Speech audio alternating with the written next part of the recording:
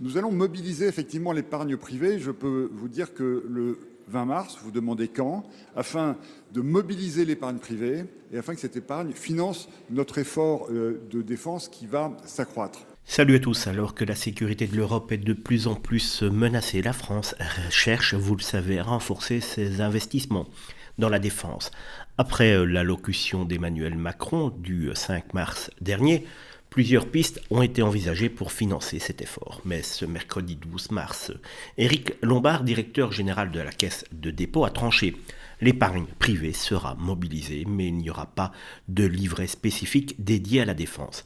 Interrogé par les sénateurs, Éric Lombard a précisé que les fonds nécessaires proviendront des dispositifs d'épargne déjà existants, comme le livret A ou les fonds d'investissement gérés par les banques et les assurances. Selon lui, ces instruments suffisent pour mobiliser les ressources indispensables à la sécurité du pays sans nécessiter de nouveaux outils financiers.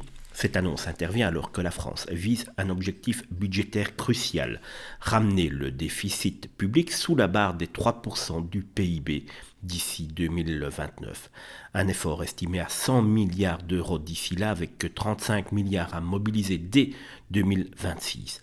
Pour cette année, le budget de la défense est déjà fixé à environ 50 milliards d'euros avant toute augmentation supplémentaire liée aux nouvelles menaces géopolitiques. Le 20 mars, une réunion clé se tiendra à Bercy entre le ministre de l'économie, Bruno Le Maire, le ministre des Armées, Sébastien Lecornu, et les investisseurs privés. Objectif, organiser la mobilisation de l'épargne pour financer cet effort militaire grandissant, tout en évitant d'alourdir la dette publique ou d'affaiblir le modèle social français. Mais cette stratégie suscite évidemment des questions. Les Français accepteront-ils de voir leur épargne dirigée vers la défense ? Quels impacts sur l'économie et le pouvoir d'achat ?